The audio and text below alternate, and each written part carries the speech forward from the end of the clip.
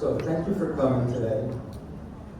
Today, I'm going to speak to you after Dušan did an excellent job of speaking about the diagnosis of acoustic neuroma. I will speak to you about the management. The main thing that I want to say before I even begin is that the management of acoustic neuroma changed a lot about 20 years ago with the introduction of gamma knife. And unfortunately, gamma knife today is being vastly overused. Now, I don't think that it is a bad choice. In some situations, it's completely appropriate. But we've shifted very far away from a reasonable balance of who should be operated and who should be observed and who should be treated with radiation. So I'm going to go through a way to think about it so that we get a better understanding of what's actually happening to patients when they take these different choices. Before I start that, I just want to also point out that in December, we are going to have a congress in Zagreb. It's the European Skull-Based Society. I'm involved in organizing it with our colleagues from Croatia and many of our colleagues from Poland. This year we're going to try to make this as educational as possible, and there's going to be a lot of lectures that are mini seminars, mini courses, anatomy, radiology, specifically tailored towards residents. Right? So I would encourage you, if possible, to try to attend this congress. It will be very, very good. Now, how big a problem is acoustic neuroma? You know, we're in a small country. We're 6.5 million, but you know, we represent, if we can make a bigger area to start to show some numbers, let's just look at the Balkan Peninsula where there are about 55 million people. If we look just at autopsy studies, and these are autopsy studies going back 30 years, we give this number of 1 out of 100,000. It's a very commonly quoted number. But that's probably too low. If we look at MRI studies that just look at sudden sensory neural hearing loss, this study in particular, we end up a little higher of about 1.4 of 100,000 of an incidence, not a prevalence, but an incidence, which would tell us that we're having about 700 or 800 new cases every year. If we look at MRI studies, random MRI studies, this was done in California in 2005. This was MRIs done for all kinds of reasons, not associated at all with acoustic neuroma. We found that there were about 20 per 100,000, so 11,000 in the Balkan Peninsula on this basis. And if we look at MRI studies done specifically for asymmetrical sensory neural hearing loss, we end up with 8% diagnostic positivity. Now, if we combine that with the prevalence of asymmetrical sensory neural hearing loss in a population, we're going to end up with close to 500,000 to 2 million people. And that's pretty high. So that's probably unreasonably high. But just to show you that it's somewhere in between. So it's much higher than what we used to quote as 1 out of 100,000. Now, before I even begin my lecture, I'm going to show you an MRI that I was just sent, and my colleagues from India called me. I will be going to India in late July and August. I will be going there twice a year. I used to go often, spend a lot of time. So it's another area, a skull-based center that I work with. And they have this is your new patient. So imagine that you're sitting in your office and you have this patient, new patient, 17 years old, with mild left-sided sensory hearing loss on this side and normal hearing on this side.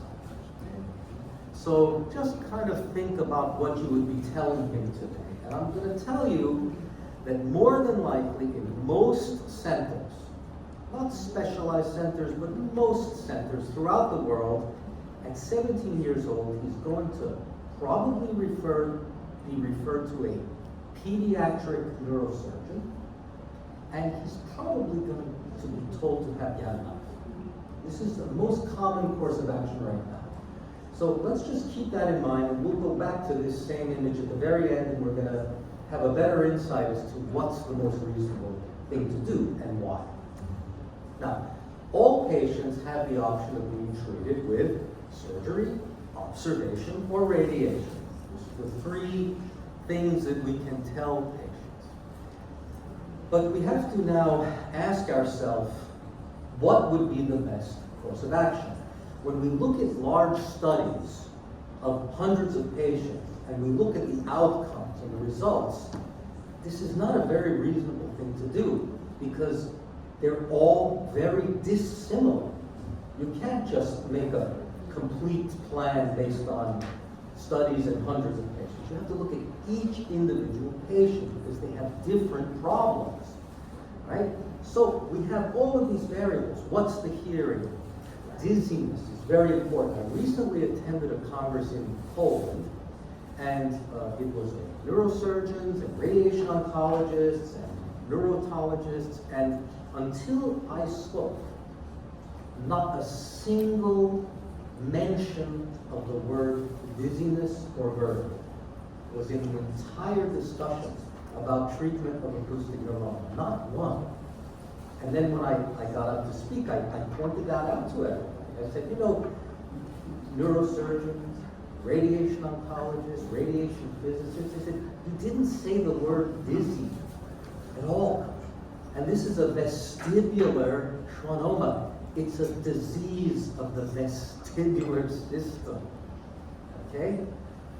Now, we know we can talk about the size of the tumor, we can talk about the location, the age, the risk, and also choice. You know, there's not a single treatment option for everybody. There's a choice. And the important thing that we have to do is offer them the proper choices and let them make the decision in such a way that they understand why they're making the decision. That's sometimes very difficult, especially in cultures where patients are used to being told, this is what you need. Okay, so this kind of a paradigm, we have not just an education shift, but also a bit of a cultural shift that's required to provide proper care for these patients. So, you know, I started thinking, like, what am I actually doing? You know, for 30 years I've been doing this.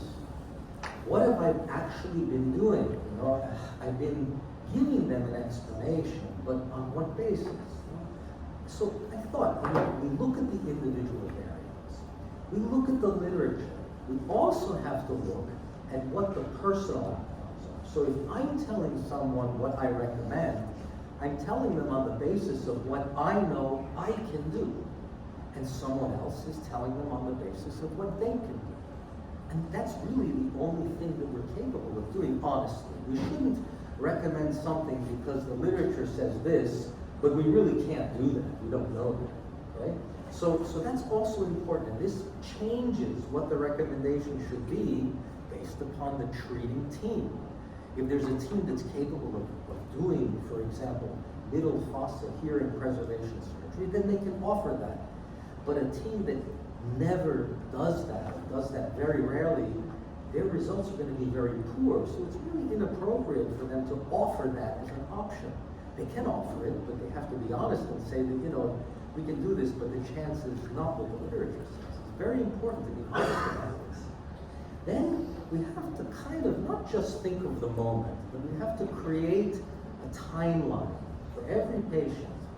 And we have to think, what is the probability of future deafness with each treatment option, each pathway, whether it's radiating, whether it's operating, whether it's just simply observing. What's the future dizziness possibility? The future central nervous system compression, realistic, because it's very rare today that patients with acoustic neuromas are going to die from hydrocephalus. I mean, that used to happen, you know, in the 1960s and the 1950s, 40s, it used to. but it doesn't really happen. It can, of course, with very large tumors, but that would be, if we completely ignored the pathology. But still, it could happen. It could be a choice. But when is it? How long are they going to live without serious illness or death? And we also have to think about this in terms of other causes of serious illness or death. Some patients in an elderly age group may best be served by just leaving the acoustic neuroma completely alone, because they're going to encounter this end way before the acoustic neuroma does it. So, here, we mentioned, we have to think of the present, whether or not there's been a sudden recent change, because sudden recent changes of hearing are going to mean that the tumor, the blood supply to the inner ear is vulnerable. Okay? So we want to, if someone presents with a sudden hearing loss, and I've had patients like this, we give them some steroids and it returns back to normal. We still get an MRI, even if it came back to perfectly normal, because there's still a very significant chance of those patients having acoustic neuroma. So if it comes back to normal, we want to wait a little bit, let it stabilize a little bit, because why did they have sudden hearing loss? More than likely they had a little spasm in the arterial supply. Okay? We want to let that stabilize, because if we go immediately to surgery, we're going to be intervening in some very vulnerable structures. So we want to let it stabilize. And then we have the choice to remove it, because we know that more than likely it's going to happen again. Okay, so the timing of the hearing loss is also important. Dizziness. Dizziness is a very big factor. The best treatment for a patient with significant problems with the vestibular system and symptoms associated with it and having an acoustic neuroma is cutting the vestibular nerve. It's the thing that has the closest to 100% success rate as a treatment option. So let's think about surgery for a vestibular schwannoma as a means of cutting the vestibular nerve. There are patients, I think Dušan showed us one patient earlier that had the cochlear tumor.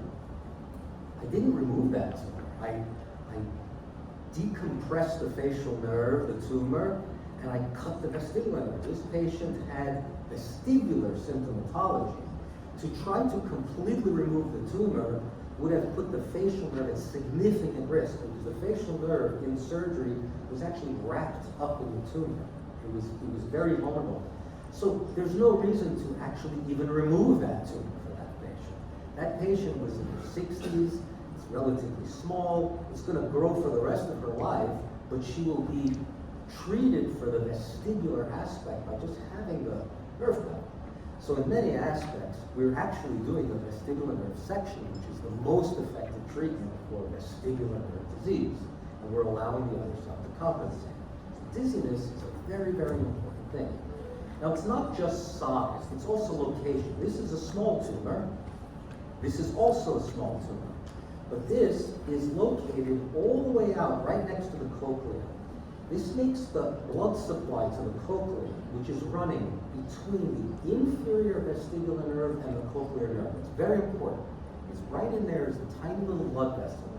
That makes it much more vulnerable. As we do, and I'll show you a little later, a middle fossa type of approach, we have to go way out laterally and kind of dig it out from under the bone, okay? Not to injure the cochlea, not to drill into it.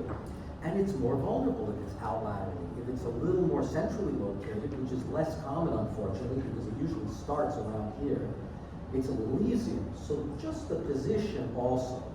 Here's another one. This is bigger than the other, but actually, this may be a little easier to save hearing because its location is much more medially. So if we're able to take this out, we can preserve a cochlear nerve, and we won't interrupt the blood supply as likely. So the actual location and size has to be looked at in combination. If we see something like this, it's completely impossible to save any kind of hearing. This is just too big. So we think now about saving the patient's brainstem function. We think about the blood supply to the brainstem. That's what we're most concerned about. That's number one. Number two is the facial nerve. And in a patient like this, we can, with an experienced team, have a very, very good chance of preserving the facial nerve with transtemporal types of approaches, and we'll go through all of that, and still have good success. Okay, again, location, medial, lateral, different situations. Now the age, yes, they're slow-growing tumors, but the age is relative. There are patients, and I will show you an example of a patient who was 80 years old when I operated on, but no one else wanted to operate. It was completely the appropriate thing to do. When we look at growth rate, we have to observe over time in order to establish growth rate.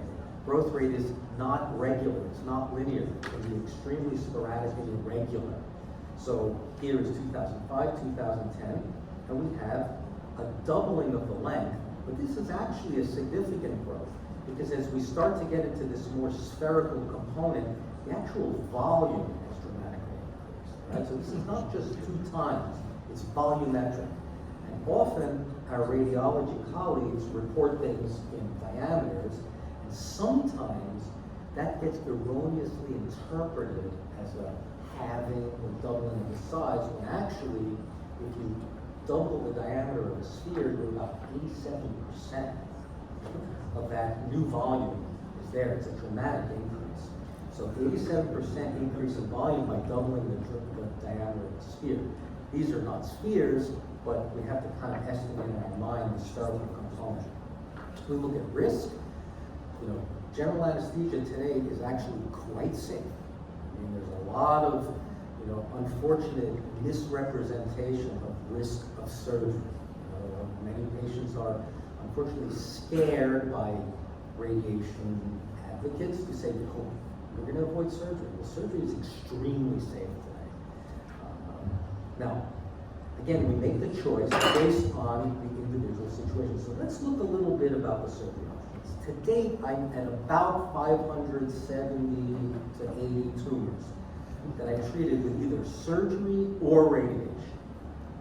You can see this is my personal breakdown. The majority of them I'm doing through a translabrachial approach or expanded translabrachial approach. That means sacrificing the hearing and the inner ear. And there's very good reasons why I do that. I do it, of course, when it's appropriate. And most of the patients that I'm operating, this would be appropriate. If you get to a larger size, it's very appropriate to do this. When the chances of preserving auditory function are low, it's much more appropriate not even to try, because you're going to get a much higher chance of preserving the facial nerve and getting the entire tumor out. And that's very important depending on the age. So now let's look at, if we look at age, if you have a 70-something-year-old patient with a large tumor, you don't have to struggle to get every bit of it out. If you get the majority out, decompress the brainstem, that's a success. They're going to live out the rest of the time, right? Gamma knife I use in limited cases. There are a certain number that I do use middle fossa to preserve hearing, or in these situations to preserve hearing. So you can see these are basically technically hearing preservation, and these are not. So about 1/3 is hearing preservation, 1 is not.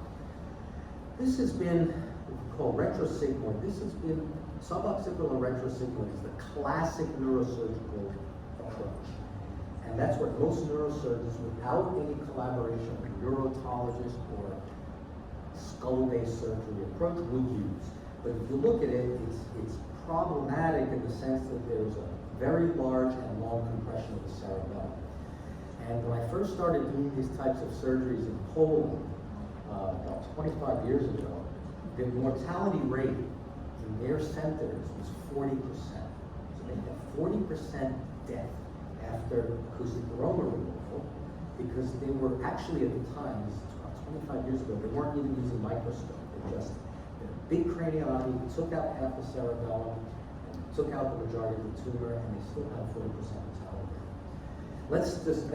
Those are bygone era. That was the original type of severity that impacted, future generations of thinking about acoustic neuroma surgery. It's very dangerous, but it's not like that anymore. Let's think about now medium to large size tumors. This is a breakdown of using the retrosigmoid, which is a variant of the suboccipital, but it still means using a craniotomy with cerebellar retraction. So if we look at data from NYU, the success of hearing preservation using that can be quite reasonable. However, when the tumor is only up to 15 millimeters, anything over that, 2.5 centimeters, is no patient's rate. We get, again, continuing on that study in a slightly later era, we were getting these kinds of data in this range here. So you can see that you really want to be below 1.5 centimeters. And now today I look at that and I say, you know, less than 1.5 centimeters, you can still preserve hearing. Now, rather than using a retrosigmoid, I tend to use what we call retrolabyrinthine, which means going in front of the sinus, but the same underneath. Okay? When you get larger than 2 centimeters, you look at Jackler, Sami's data, and Wyatt's data, you start getting 2 to 5% hearing preservation. So if you have 2 to 5% hearing preservation, it's pretty disingenuous to tell, and this often happens. Patients have a 2 centimeter tumor, 2.5 centimeter tumor. They see a neurotologist skull-based team, they see a neurosurgeon all over the world. They'll tell them, why should we give up any chance of saving your hearing? Even if it's the slightest chance, we should take that chance and have the opportunity. What often happens with those patients, they buy into that. They say, oh yeah, I want to take it. Even if it's 5%, I want to take that 5% chance. Well, that comes with another price, which is leaving a significant amount of tumor, because they're not taking out scarpous ganglion through the translab, where you get directly to the most lateral aspect of the acoustic neuroma. Those are the progenitor cells. That's where the disease starts. They're often leaving that part. So they have pretty much guaranteed residual recurrence rate. So you start doing that to younger patients, and you have less and less experience of doing total removals, you find that younger patients will go, have surgery, have 2/3 of the tumor removed, have a third left, and they'll still have a problem for the rest of their life. And it's a very common scenario. And then they may get gamma knife after that.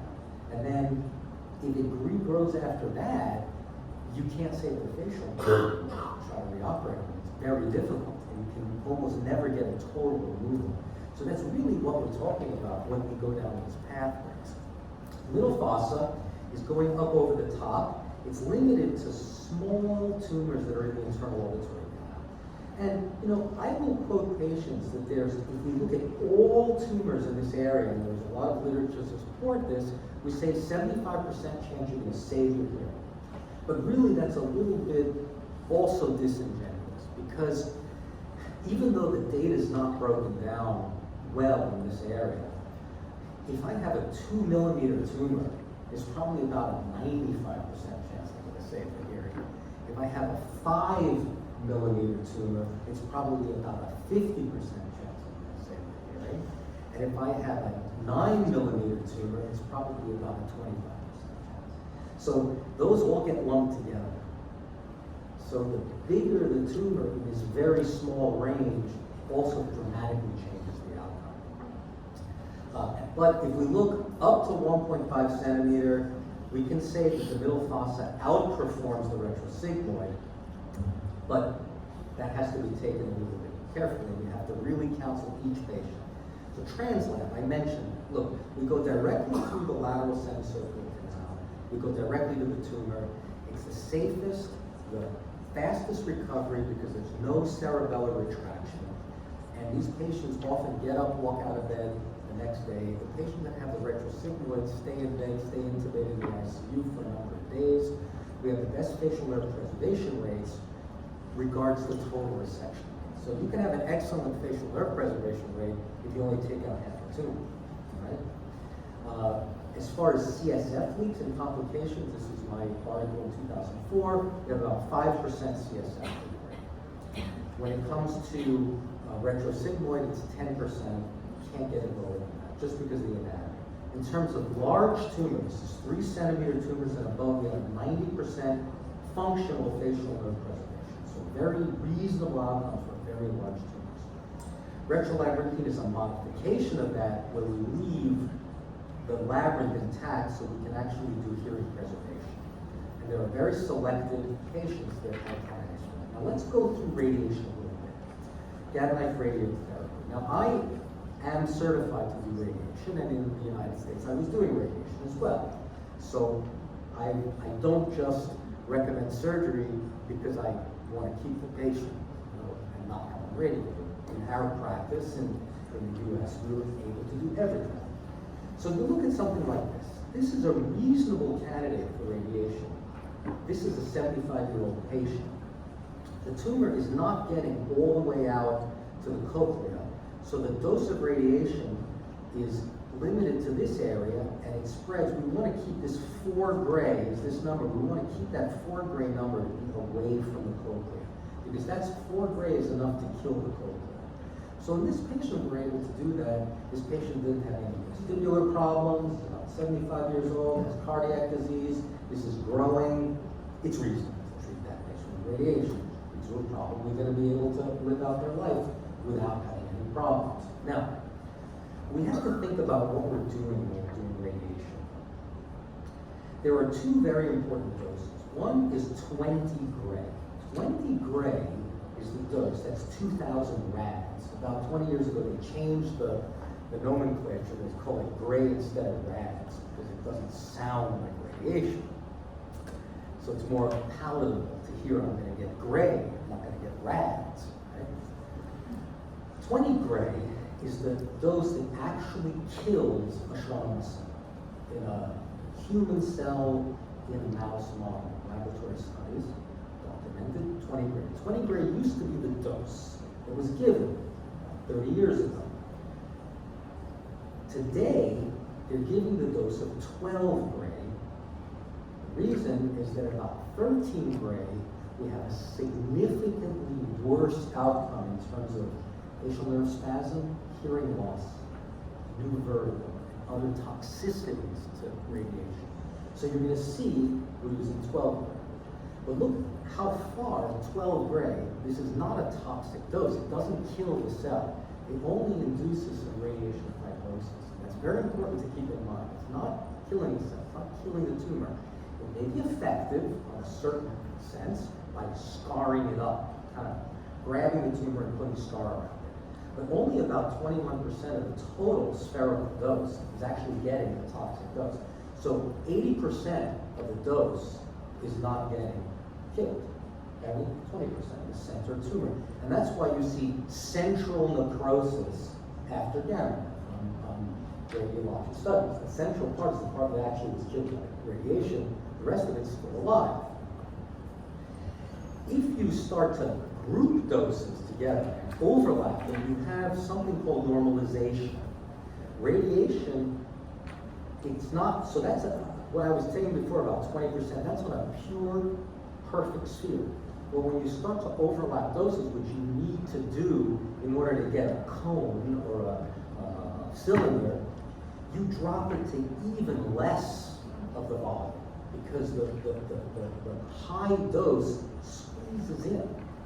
So the lower aspect spreads at what you're getting at the 50% and what you're getting at that higher dose.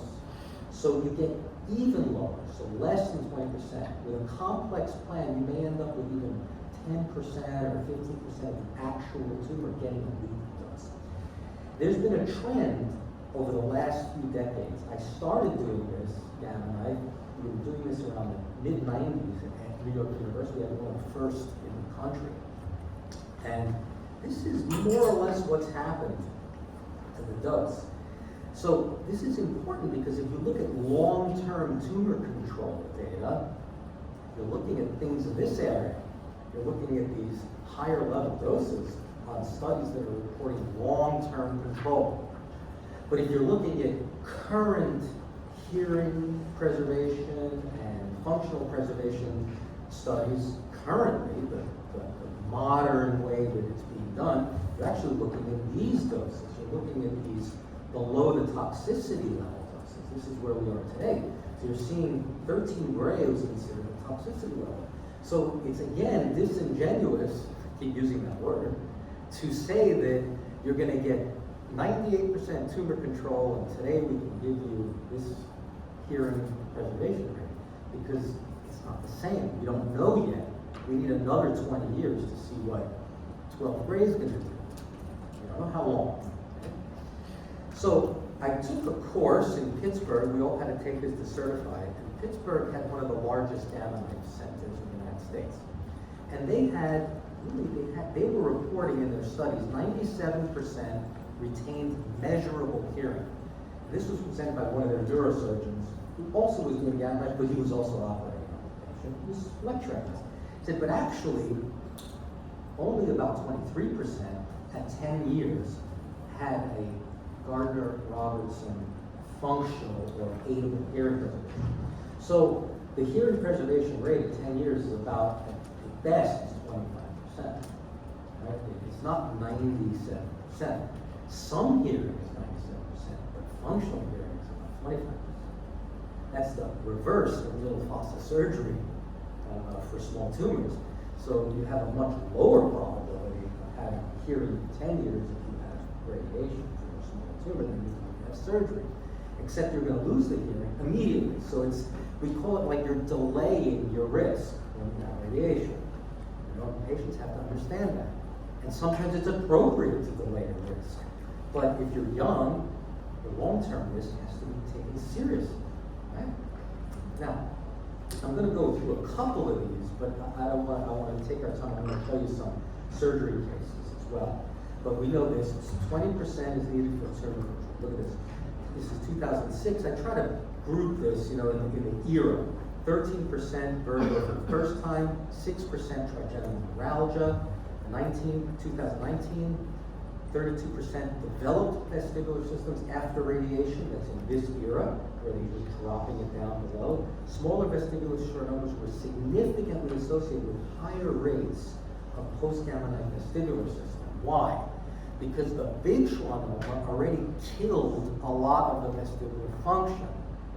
So the small ones that are getting sent for radiation saying, you don't need surgery, just get this radiation. They have a significantly higher rate of getting new vestibular systems, especially if the patients had pre-existing vestibular systems. They have a much higher chance of having worsening vestibular systems. And if the tumors are up against the brainstem and you radiate the brainstem because you're going to get the dose, the same dose to the brainstem that you get to the tumor at the margin, you're going to cause potentially irreversible vestibular systems because the brainstem is the way that the patient needs to recover their vestibular system. You're going to damage that mechanism. Now let's talk a little bit about NF2 patients. This is the first patient I showed you we'll get back to as NF2. So there's a total malignant transformation rate of 25 per 100,000 after 20 years. It's actually pretty significant. It's 10 times more than non-NF2 cases. And it's not just the malignant transformation that's at risk. Many patients are treated with NF2 will get radiation as children in teenage years and then develop about 10, 15 years later meningiomas, radiation-induced meningiomas, around the tumors. And I've had patients that then another 10 years go by and they transform into malignant meningiomas. So they're high grade 3 meningiomas, and that's a very, very difficult situation to say. We try to do a complete resection of a malignant meningioma surrounding a facial nerve. You're going to be stuck with sacrificing that nerve.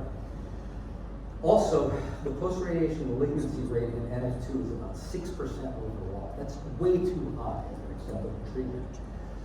When we look at this kind of transitional era, we were getting facial palsy 6%, spasm 11%, hydrocephalus almost 10%, trigeminal neuralgia. That's why it got dropped down to below 13. So today we're giving these patients 12 gray, but we really don't know how many years that's going to last. We're giving it a little scar tissue, and they're basically left with living tumors. So to give a 35-year-old, a 30-year-old radiation for their small to medium tumor is probably not reasonable. Okay? So I'm going to advance a little bit more here to get to some cases. Now this is a very interesting study. Also, 2006, they looked at the growth rate of patients that were treated with 12 to 13, so below 13, and they found in 111 patients who underwent observation versus radiation at the low growth, that the growth rate was the same. So it's even possible that it's doing absolutely nothing. Even possible. We don't know yet, but it's possible. Okay?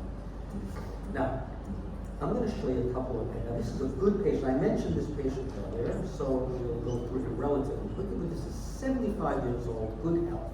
So look, we want to create this kind of a model in our heads. And when I speak to the patients, it's sometimes very difficult to get this, it's rather abstract and it's very complicated. So it's very difficult to get the information across. And sometimes Dušan will sit with me, we'll be in the office, and I feel like I've spoken a lot and told them a lot, and they're just looking at me like this, like, so what should I do? Right? I mean, that's a very common scenario.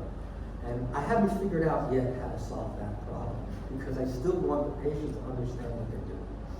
But look, so they have moderate hearing loss, right? So they're 75, medium size, it's relatively medially positioned. That's how that position comes into play. So it's, minimal yellow, not red risk of causing significant brain stem compression in their lifetime.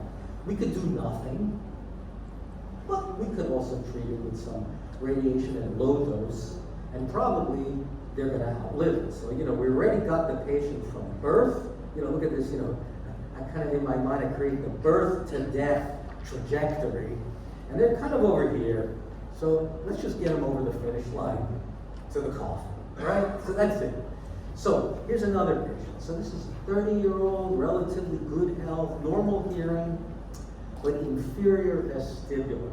So now the significance of that, I think you discussed some of that if it's the inferior vestibular nerve, it's actually one layer closer to the cochlear nerve, and the blood vessel is between the tumor and the nerve. So there's a slightly higher risk of losing the hearing when you take out the inferior than there is with the superior, kind of above.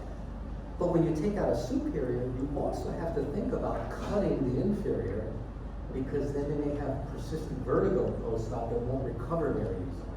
So you still have to do it, but it's still easier to kind of reach back a little where they're not as squished together and kind of just carefully section that nerve. So you could make an argument that if it's an inferior vestibular nerve, rather than avoiding it, which is a common thing that's not said, oh, it's an inferior vestibular nerve, you're going to lose your hearing anyway, let's not do that. You probably should act on it sooner than later.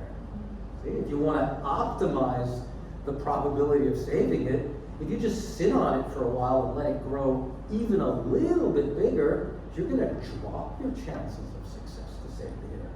So you either should act on it quickly, or don't do anything at all, or let it grow, and that's actually also okay. I mean, there are some patients that I don't want a craniotomy, I don't want anything done, I'll just let my hearing go, I don't care.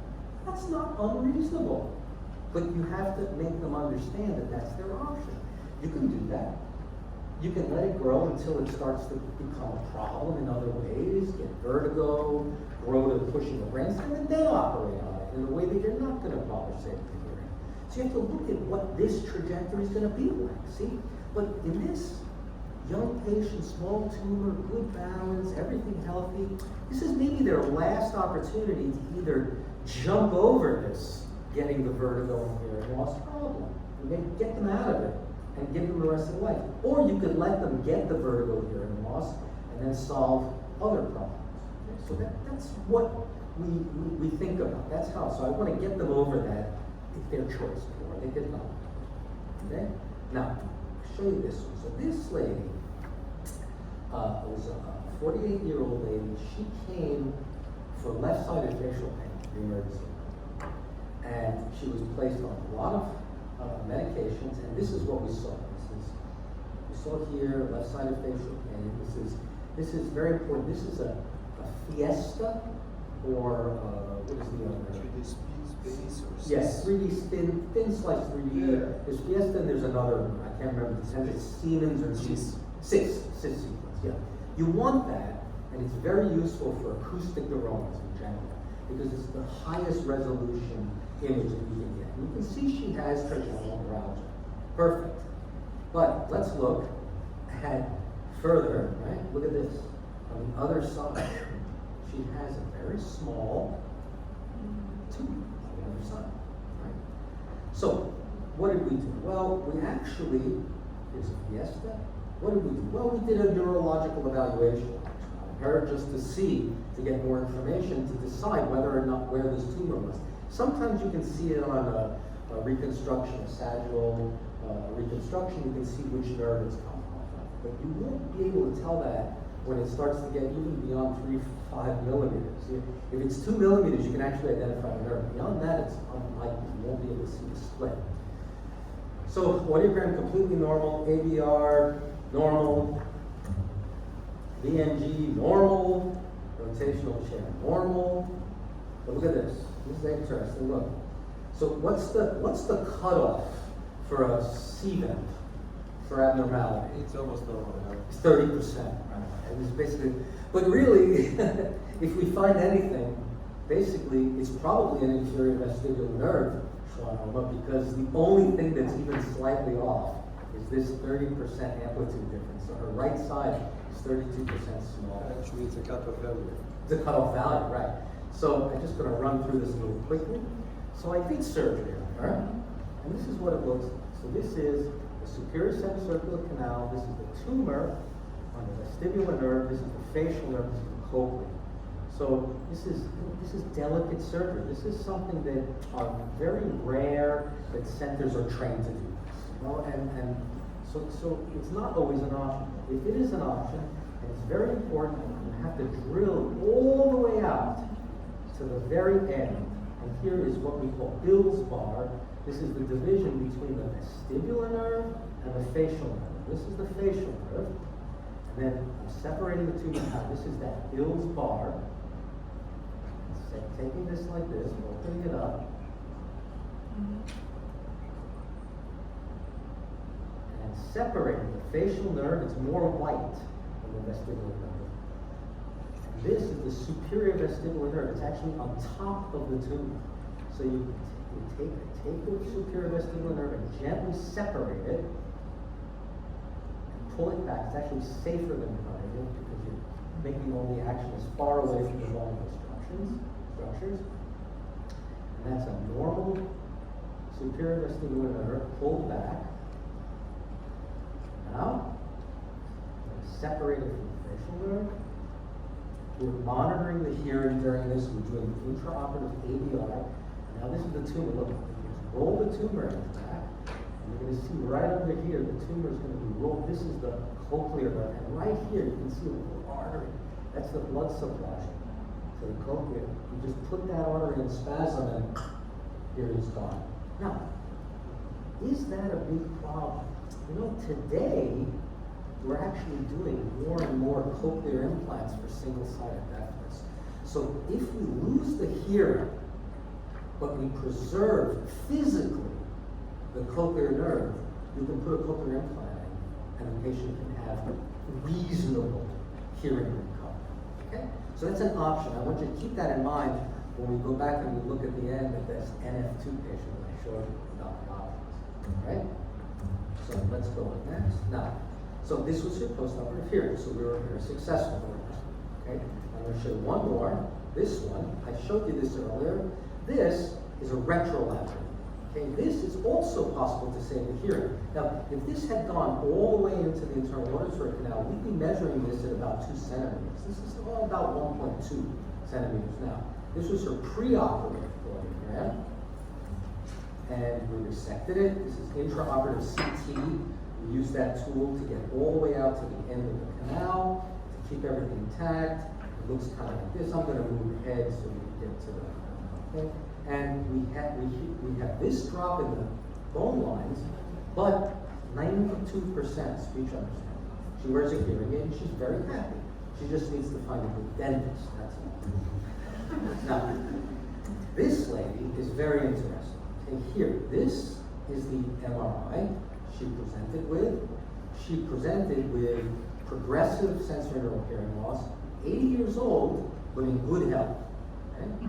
Small tumor, but she is completely disabled from imbalance. She was a farmer living in southern Illinois. She lived about 3 hours away from Chicago. She had to have someone drive her up. She lived alone. She started to become very isolated. No, she couldn't drive to the supermarket, nothing. She just had some neighbors that would bring her food. And she saw other surgeons, and they all said, it's impossible. You're 80 years old. If we do surgery on you and take out your acoustic neuroma, you'll never recover from the vestibular defect. You're too old. You're not going to accommodate. We know that there's some truth to that the older you are, the more difficult it is. Right? But I said to her, listen, I'm going to operate on you. You're as disabled as you can be. I mean, you can't get worse. So I said, so you gotta get at least someone. Okay, so we did. We operated on her. Here's her, and this is also interesting. I want to show you this 2017 plain brain. She went to the emergency room for some dizziness. They did a plain brain MRI. You can see absolutely nothing. Even if it was there, there's no contrast. We don't even know. It's completely normal. She has very abnormal testing. Look, very, very bad EOR function. And look, this was mild high-frequency sensory hearing loss, right? But look at this. Let's say she was younger, and we wanted to save her hearing. Okay? Well, what if we did something that was going to save her hearing, but all we did was drop this just a little bit, right? Do you think this 64% is going to stay 64%? No, it's not. It's going to be 30%. It's going to be 10%. So anything we do to this 1-point-something centimeter tumor, even in a hearing preservation attempt, is going to have a high probability of not being successful in terms of hearing preservation. So even if this patient was younger, I wouldn't recommend a hearing preservation attempt. I would recommend a cochlear nerve preservation attempt. But that takes longer. It requires a little more time, finesse. So in an 80-year-old, let's forget about the hearing. Let's cure her balance. Let's remember vestibular disease. This lady is suffering from a vestibular disease. It also would have been perfectly reasonable to go in there and just cut her vestibular.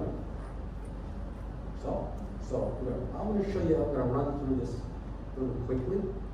So here's the removal of the tumor, right? So here, we've gone through the balance canals. This is the facial nerve. This is the middle ear. Translabyrinthine, just slowly, carefully dissect. You see, it's very easily, when it's a very small tumor. This is something that gets underrepresented in data and statistics. You know, I tell the patients, I say, it's a lot easier for me if I operate on you when your tumor's smaller than when it's larger. And that's actually important. Do you want to have a really difficult operation, or do you want to have like kind of a really easy operation? It makes a difference in terms of the outcome. You see, we just carefully peel this tumor off. And in her, I didn't really monitor or care about the cochlear nerve. You could put an electrode here, you could put electrical stimulation. We're doing that now in a center in Poland, in Lublin University. We're doing translabyrinthines, and we're using electrical ABR monitoring to try to actually preserve the function of the cochlear nerve electrically, knowing that we've taken away acoustically. So that's possible.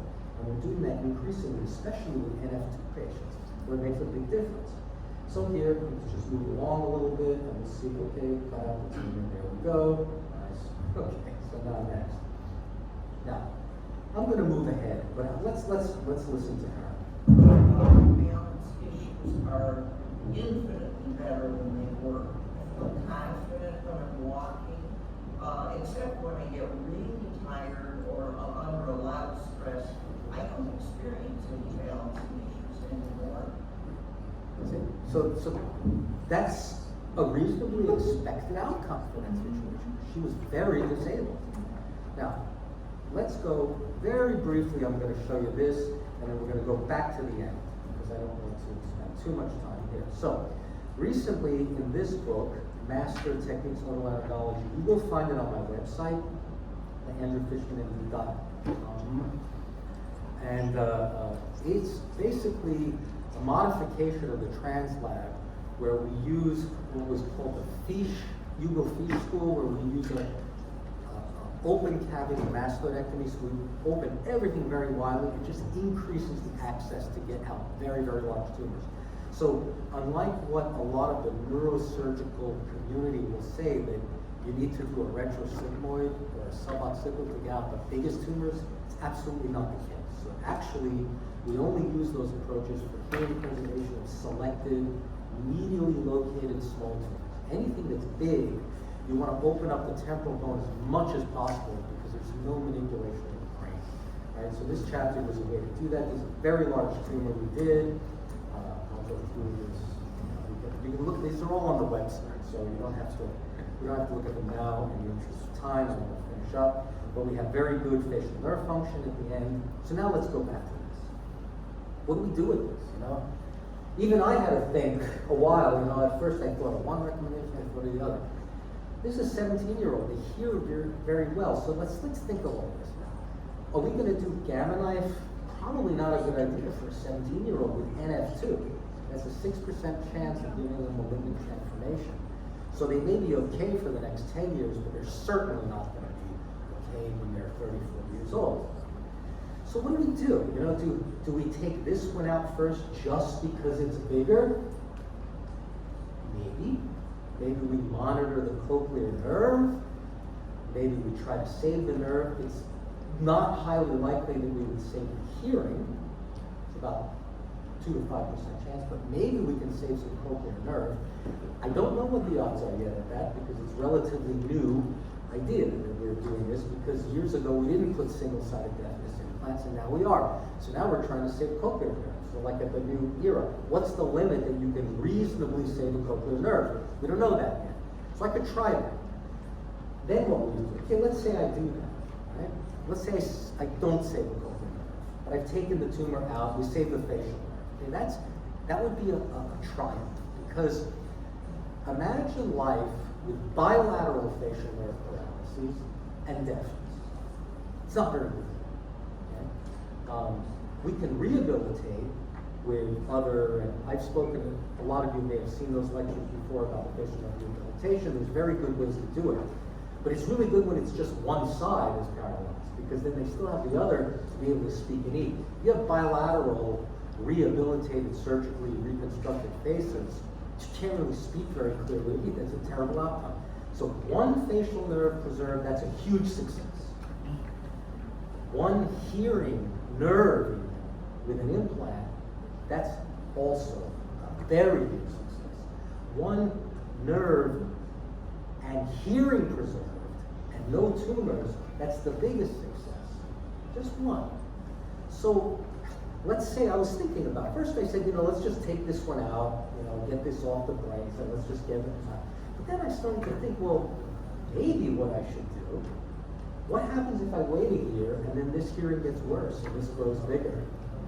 What's the chance that I'm going to save the hearing or save the nerve over time? Which is going to impact the patient worse by waiting too long? You may actually be waiting until this becomes a bigger problem. So it actually may make more sense to take this out as soon as possible, either save hearing and or the nerve and put an implant in if we lose the hearing or we save the nerve, and then we can basically sit on this a while because the hearing's normal in that side. So if I take this out without any regard to saving the hearing, but I want to save the facial nerve only, if that becomes my objective because I got them hearing forever on this side, I can let this grow to twice its size and still get the whole thing out. So maybe it's actually smarter to take the small one out first, which is a little counterintuitive, and I think wouldn't really be attempted as the first line of therapy for most centers. I think the most intuitive thing would be like do nothing for a while. That's commonly done. They hear okay, he's got everything okay, but he may be okay for 10 years, but he's not going to be okay. So actually, it may be to take this out first, but of course this would be a choice. The patient has to understand what their life's going to look like in 10 years, what it's going to look like in 20 years, etc. And that's all I have. It took a little longer, but I thank you for listening. And